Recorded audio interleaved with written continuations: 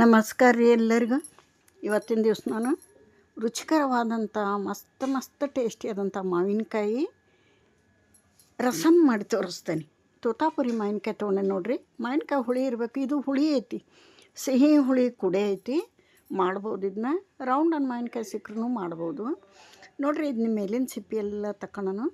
Season ಪ್ರಕಾರ ಏನೇನು ಸಿಗ್ತಾವೋ ಅವನ್ನ ನಾವು ಸೇವನೆ ಮಾಡಬೇಕು.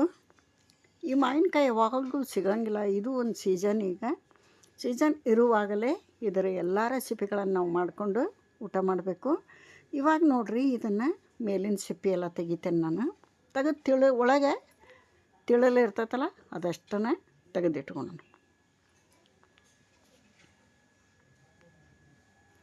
ಬಿಸಿ ಬಿಸಿ ಅನ್ನಕ್ಕೆ ಒಂದು ಸ್ವಲ್ಪ ತುಪ್ಪ ಹಾಕ್ಕೊಂಡು ರಸಮ್ ಹಾಕ್ಕೊಂಡು ಉಂಡ್ಬಿಟ್ರೆ ಮಸ್ತ್ ಇರ್ತೈತೆ ರೀ. ಅನ್ನದಕ್ಕಿಂತ ಬರೀ ಬಾಯಿಲೆ ಕುಡಿಯಂಗಿರ್ತದೆ ನೋಡ್ರಿ, ಅಷ್ಟೊಂದು ಟೇಸ್ಟಿಯಾಗಿರ್ತೈತಿ. ನೀವು ಮಾಡಿದ್ರೆ ಅಡ್ಡಿ ಇಲ್ಲ, ಮಾಡದೇ ಇದ್ರೆ ಒಮ್ಮೆ ಟ್ರೈ ಮಾಡಿರಿ, ಮಸ್ತ್ ರುಚಿ ಇರ್ತೈತಿ. ಇವಾಗ ನೋಡಿರಿ, ಇವನ್ನೆಲ್ಲ ಸಣ್ಣ ಹೋಳು ಮಾಡಿ ರೆಡಿ ಮಾಡ್ಕೊತಾನೆ. ಈ ಥರ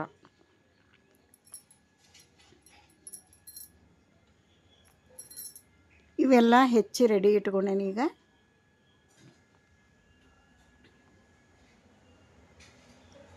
ಒಂದು ಪಾತ್ರೆ ಇಟ್ಟು ಒಂದೆರಡು ಗ್ಲಾಸ್ ನೀರು ಹಾಕಿ ಅದರೊಳಗೆ ಈ ಮಾವಿನಕಾಯಿ ಹೋಳು ಹಾಕೋಣ.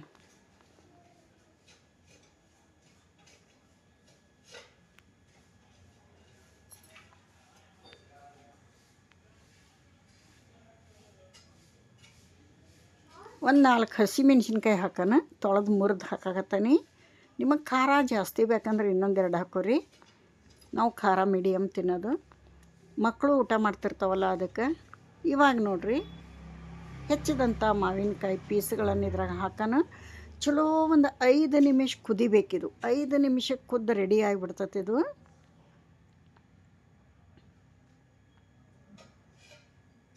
ನಮಗೆ ಬೇಕು ಅಂದಾಗ ಮಾಡ್ಕೊಳಕ್ಕೆ ಬರಲ್ಲ, ಮಾವಿನಕಾಯಿ ಸಿಕ್ಕಾಗ ಮಾಡ್ಕೋಬೇಕು. ಒಮ್ಮೆ ಟ್ರೈ ಮಾಡಿರಿ, ಎಲ್ಲರೂ ಇಷ್ಟಪಟ್ಟು ಉಣ್ತಾರೆ ಬಿಸಿ ಬಿಸಿ ಅನ್ನಕ್ಕೆ. ನೋಡಿರಿ, ಈ ಥರ ಒಂದು 5 ನಿಮಿಷ ಚಲೋ ಕುದಿಬೇಕು. ಇದ್ರಾಗ ಉಪ್ಪು ಹಾಕೋಣ ಸ್ವಲ್ಪ.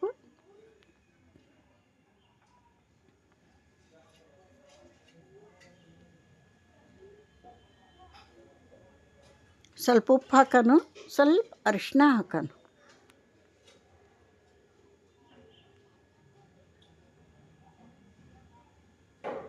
ಚಲೋ ನಂಗೆ ಕುದಿಲಿದು. ಒಂದು 3 ನಿಮಿಷ ಕುದ್ದೈತಿ, ಇನ್ನೊಂದು 2 ನಿಮಿಷ ಕುದಿಸಿ ತಕ್ಕೋತೇನೆ ನಾನು. ಇದನ್ನೆಲ್ಲ ಬಸ್ತು ತಕ್ಕೊಂಬಿಡೋಣ. ಕುದ್ದು ರೆಡಿಯಾಗಿಂದ ಮಿಕ್ಸಿ ಜಾರಿಗೆ ಹಾಕ್ಕೊಳೋಣ. ಇದು ನೀರಿಲ್ದಂಗೆ ಇದನ್ನೆಲ್ಲ ಜಾರಿಗೆ ಹಾಕ್ಕೊಂಡು ನೈಸಾಗಿ ಗ್ರೈಂಡ್ ಮಾಡ್ಕೊಂಬಿಡೋಣ. ನೈಸ್ ಪೇಸ್ಟ್ ಆಗ್ಬೇಕಿದು. ಈ ಸೋಸಿದಂಥ ನೀರು ರಸಮ್ ಮಾಡೋಕ್ಕೆ ಬೇಕು, ಸೈಡಿಗೆ ಇಡೋಣ. ಇವಾಗ ನೋಡಿರಿ, ಇದನ್ನೆಲ್ಲ ಪೇಸ್ಟ್ ಮಾಡ್ಕೊಂಬಂದಿದ್ದಾಗೈತಿ. ಈಗ ಒಗ್ಗರಣೆ ಹಾಕೊಂಡು ಒಂದು ದಪ್ಪನ ತಳದ ಬಾಳಿಗೆ ಇಟ್ಟು ಅದಕ್ಕಿಂತ ಮುಂಚೆ ಈ ಬಾಳ್ಗಿಯೊಳಗೆ ರುಬ್ಬಿದಂಥ ಪೇಸ್ಟು ಮತ್ತು ಕುದಿಸಿದಂಥ ಅದು ರಸ ಇರ್ತೈತಲ್ಲ ಮಾವಿನಕಾಯ್ದು ಎಲ್ಲನೂ ಹಾಕೋಣಿದ್ರ ಹಾಕಿ ಕುದಿಯೋಕೆ ಇಟ್ಬಿಡೋಣ. ಚಲೋ ಹೊತ್ನಂಗೆ ಕುದಿಬೇಕಿದು. ರಸಮ್ ಅಂದ್ರೆ ದಪ್ಪ ಇರಂಗಿಲ್ಲ, ಇದು ಸ್ವಲ್ಪ ತಿಳಿಯಾಗಿ ಮಾಡ್ಕೋಬೇಕು. ನೀರು ಎಷ್ಟು ಬೇಕು ಅಷ್ಟು ಈ ಟೈಮ್ನಾಗ ನೀರು ಹಾಕಬೇಕು ಇದಕ್ಕೆ.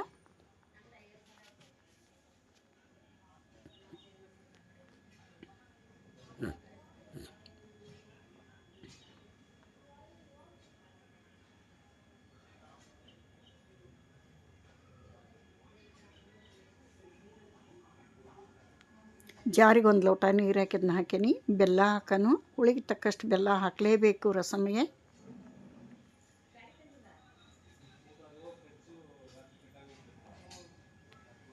ಉಪ್ಪು ಈಗಾಗಲೇ ಕುದಿಸೋ ಮುಂದೆ ಹಾಕೇವಿ, ಈಗ ನೋಡ್ಕೊಂಡು ಹಾಕಬೇಕು. ಅರಿಶಿನ ಹಾಕೋದು ಬೇಡ, ಮೊದಲು ಹಾಕಿದ್ದೇ ಸಾಕು. ಸಿಂಪಲಾಗಿ ಭಾಳ ಪದಾರ್ಥನೂ ಇಲ್ಲ, ಕೆಲವೇ ಪದಾರ್ಥದಲ್ಲಿ ಮಸ್ತ್ ರುಚಿಯಾದಂಥ ಒಂದು ರಸಮ್ ರೆಡಿ ಆಗ್ತದೆ ಇಲ್ಲಿ. ಇದು ಚಲೋ ಹೊತ್ತಂಗೆ ಪಳಪಳ ಅಂತ ಕುದಿಬೇಕು.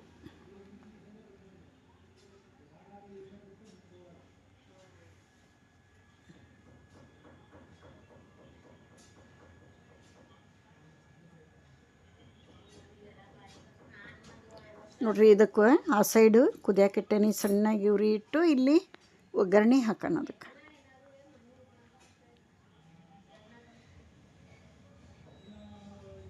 ಒಂದೆರಡು ಸ್ಪೂನ್ ಆಯಿಲ್ ಹಾಕಿ, ಈ ಟೈಮ್ನಾಗ ಎಣ್ಣೆ ಜೊತೆಗೆ ಒಂದು ಸ್ಪೂನ್ ತುಪ್ಪ ಹಾಕ್ರಿ.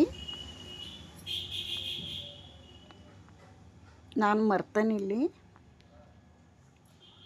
2 ಸ್ಪೂನ್ ಎಣ್ಣೆ 1 ಸ್ಪೂನ್ ತುಪ್ಪ ಹಾಕಿ ಒಗ್ಗರಣೆ ಕೊಡ್ರಿ. ಮಸ್ತ್ ಟೇಸ್ಟ್ ಆಕೈತಿ. ನಾವು ಅನ್ನದಾಗನ ತುಪ್ಪ ಹಾಕ್ಕೊಂಡು ಆಮೇಲೆ ಊಟ ಮಾಡೀವಿ.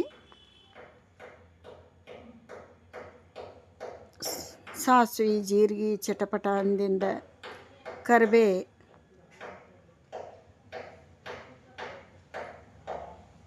ಒಂದು ಕಡ್ಡಿ ಕರಿಬೇ, ಒಂದು ಮೆಣಸಿನ್ಕಾಯಿನ ಮುರಿದು ಹಾಕೀನಿ.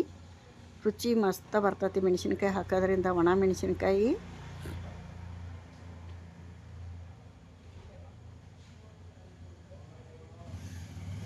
ಇಷ್ಟು ಒಗ್ಗರಣೆ ಸಾಕು ನೋಡ್ರಿ. ಚಿಟಿಗೆ ಹಿಂಗೆ ಹಾಕ್ರಿ, ಒಳ್ಳೆ ಘಮ, ಡೈಜೆಷನ್ ಕೂಡ. ಹಿಂಗು ಸಾಕು. ಇಷ್ಟು ಒಗ್ಗರಣೆ ಹಾಕಿ ಆ ಕುದಿಯುವಂಥ ರಸಮಿಗೆ ಹಾಕಿಬಿಟ್ರೆ ಮುಗೀತು ನೋಡ್ರಿ. ಮಸ್ತ್ ರಸಮ್ ರೆಡಿ ಆಕೈತೆ ಮಾವಿನಕಾಯ್ದು. ಬರೀ ಬಾಯಿಲೆ ಕುಡಿಬೋದು ನೋಡ್ರಿ. ನಾವು ಕುಡ್ದ ಬಿಟ್ಟೇವಿ ಬರೀ ಬಾಯಿಲೆ, ಅಷ್ಟು ಚೆನ್ನಾಗೈತಿ ನೋಡ್ರಿ. ಈ ಥರ ಕುದಿಬೇಕಿತ್ತು ಚಲೋ ನಂಗೆ. ಇದಕ್ಕೆ ಒಗ್ಗರಣೆ ಹಾಕಿಬಿಟ್ರೆ ಮುಗೀತು ನೋಡ್ರಿ ಕೆಲಸ.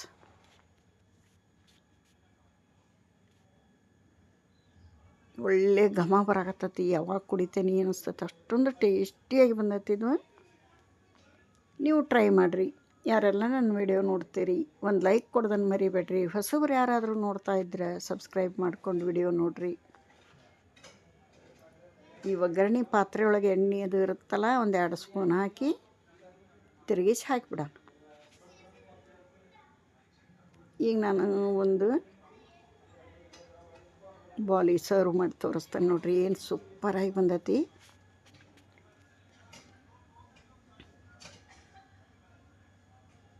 ಕೊತ್ತಂಬರಿ ಫೈನಲ್ಲಾಗಿ.